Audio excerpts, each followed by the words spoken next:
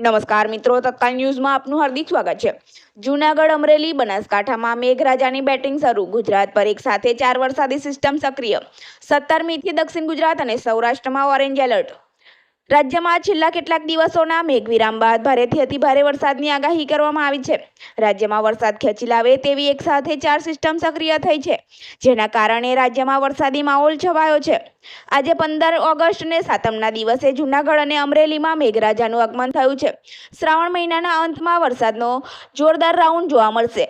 17મીથી દક્ષિણ ગુજરાત અને સૌરાષ્ટ્રના જિલ્લાઓમાં ઓરેન્જ એલર્ટ જાહેર કરાયું છે। અમરેલી જિલ્લાના રાજુલા, ખાંભા, બગસરા સહિત વિસ્તારોમાં વરસાદી માહોલ જોવા મળી રહ્યો છે।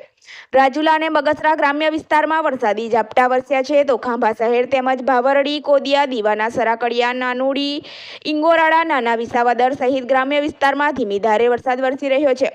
મુરઝાતા ઊભા પાક પર સોનારૂપી વરસાદ પડતા મગફળી, કપાસ સહિત પાકને જીવનદાન મળ્યું છે।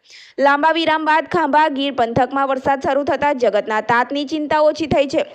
હાલમાં બંગાળની ખાડીમાં અપર એર સાયક્લોનિક સર્ક્યુલેશનની સાથે લો પ્રેશર સક્રિય થયું છે, જે 48 કલાકમાં આગળ વધી ગુજરાતના વિવિધ વિસ્તારો સુધી પહોંચશે। તેમજ એક મોન્સૂન ટ્રફની સિસ્ટમનો છેડો નીચે આવીને રાજસ્થાન ઉપર, ગુજરાત અને મધ્યપ્રદેશના સરહદી વિસ્તાર સુધી પહોંચશે। આ ઉપરાંત વાતાવરણના મધ્ય લેવલે પણ એક ટ્રફની સિસ્ટમ સક્રિય થઈ છે। રાજ્યમાં આજથી છૂટાછવાયા સ્થળોએ વરસાદી ઝાપટા શરૂ થઈ ચૂક્યા છે। હવામાન વિભાગે આગામી 7 દિવસ રાજ્યના જુદા જુદા ભાગોમાં ભારેથી અતિભારે વરસાદની આગાહી કરી છે અને ખાસ કરીને 18થી 20 ઓગસ્ટ દરમિયાન ઓરેન્જ એલર્ટ જાહેર કરવામાં આવ્યું છે। હવામાન વિભાગની આગાહી મુજબ આજે ગુજરાતના દક્ષિણ અને ઉત્તર ભાગોમાં ભારે વરસાદ પડી શકે છે।